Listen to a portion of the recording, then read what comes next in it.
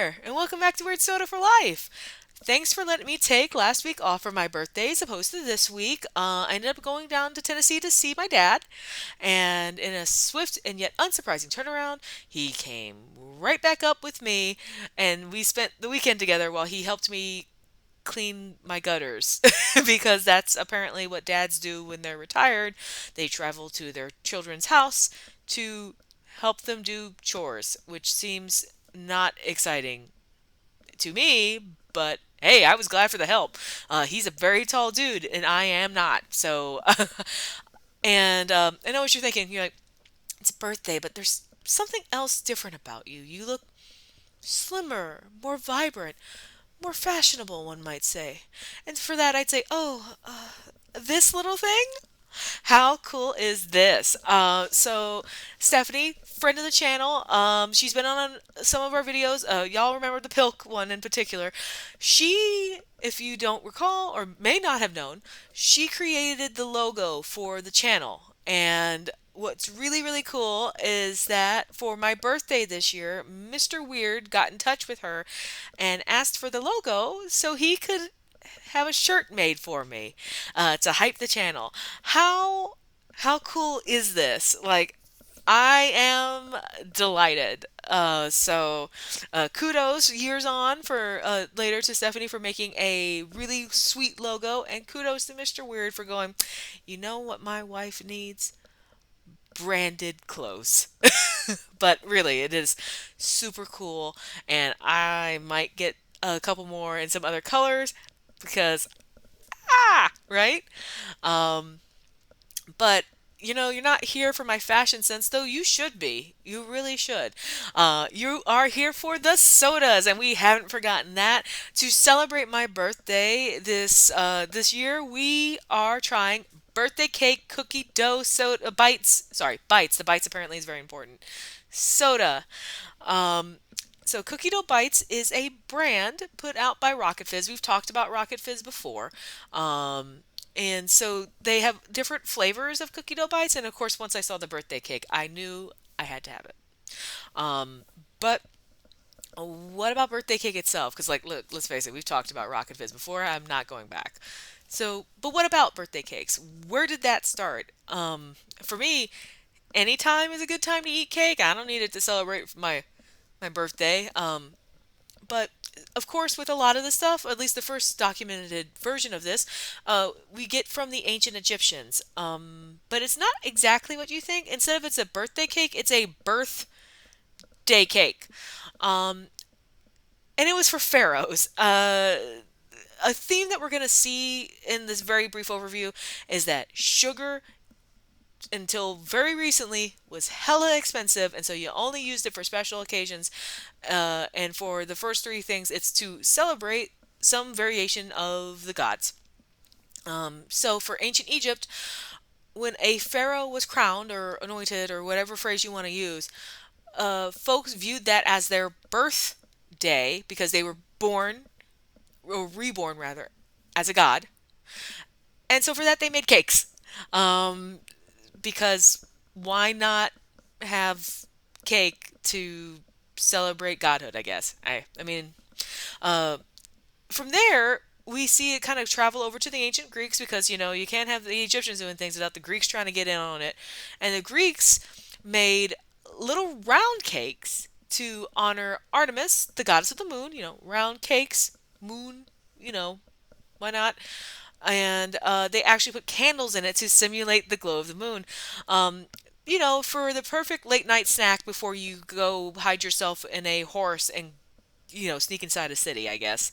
Um, and then finally, the Romans now did create birthday cake in the sense of we think of it as celebrating a person's birthday. But let's be clear, they probably stole this tradition from the Greeks, who stole it from the Egyptians. It's just stealing all the way down. Um, but when we think about birthday cakes, is the concept of celebrating um, like tradition with the candles and everything else. We actually have to go to what would be modern day Germany, but instead we're in medieval times, so you have a bunch of small independent German kingdoms, right? Um, and again, rich folks would throw for their kids something called a Kinderfest or Kinderfeste. I don't know why I made it sound Swedish. That was my, I guess, Swedish chef impression. I'm not sure. Anyway, but they threw these parties for kids. That's literally what that means. To celebrate them growing a year older, and they put the candles on the cake. The cake was called a Geburtstag which is literally birthday cakes. So there'd be a Geburtstag if it was just one cake. But they put the candles on the cake, and then they would wait for the candles to burn down, which feels like a really crappy use of a cake, or at least a really waxy cake, and nobody's gonna want to eat that. Um, but then they'd wait till it burned down, and then they'd eat the cake. But and so I'm talking about with all of those things, it's people who had money because sugar was hella expensive right up until the Industrial Revolution, where there's now all of a sudden we have machines that can process the sugar, which means it's more accessible, which means common folk like you and me can finally get in on all this sweet, sweet, literally cake action. So like by the 19th century, cakes are going to be able to be made with like everybody can make it with frosting and layers and all of the bells and whistles of cake. And then by the 20th century, we finally get what I can bake with, which is a box cake. So you get box cake mixes in the 20th century. So which brings us to today, where we are going to have liquid cake, cake in a bottle with also um, pure cane sugar. Since we're talking about all the sugar, this has sugar. So kudos to us. We getting we're channeling our inner rich person, I guess. Um, there's a lot of condensation and it's humid here, but you can see this is not super inspiring, but it gets the job done, right? You can get the impression that it's cake. You can get kind of like this funfetti. I don't know if that's copyrighted, but and anyway, you kind of get like this vibe. You get a little birthday cake over here where it says birthday in the name. It's got an eye for the candle, which is a little cute. But essentially, it's a soda that gets the job done. And so we are going to. Is this gonna open? Ugh. It's moved, but it didn't do anything. This better not be a twist top. I'll be so mad. Okay, good. It's not a twist top. It still fooled me, but it's not a twist top, so I feel less goofy about not being able to get it open. Well, it definitely smells like cake. Oh, continuing the branding. Ah, yeah. See, I wasn't sure what color it was gonna be, and as you can see, the bottle itself is brown. Um, I guess I don't know what color I expected this to be. I do find this a little boring. But it's a cloudy white. Um, let's see.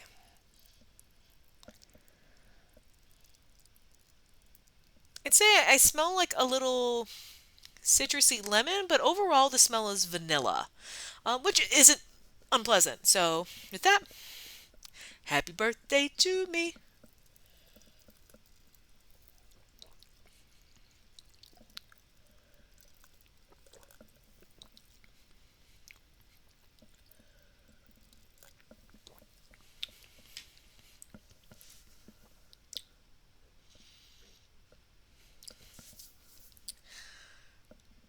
That's interesting. Like it's cloyingly sweet. A lot of things we run into with like the Lester's Fixin' brands, for example, and the Rocket Fizz ones, when they mean pure cane sugar, they mean it. Holy crap. That is so sweet. But sitting with the flavor, it is definitely heavily vanilla, which I'm not sure what I expected birthday cake flavor to taste like, if not vanilla. So I can't say I'm disappointed. I guess I just didn't quite think all the way through of what a birthday cake would taste like. But it is heavily vanilla. You do taste a little bit of a cream in there. Like as if it were maybe a buttercream icing, maybe if you see what so you get a little bit of that too. Um And yeah, it kind of just tastes like a buttercream vanilla cake with extra sugar on everything. Because again, that was so sweet. Um, I don't. I was gonna say I don't know if I recommend this, but the reason why I don't recommend it is because of the sweetness. It's not because it's terrible. It's just so overwhelmingly sweet that even though you can taste other things in it, um, it's I don't know if that flavor outweighs the sweetness of the soda. So I'm not even a little I'm not disappointed though because this is what usually happens. So next week we are going to try another Sprite variant. I found tropical Sprite in a gas station and I'm intrigued by it. And so sorry guys, we're going to try it. Until next time, drink weird and enjoy the fact that we can get sugar pretty cheap now. Because as much as I'm complaining about how sweet this is, imagine how worse it would be if it wasn't sweet at all. Oh, see you next time.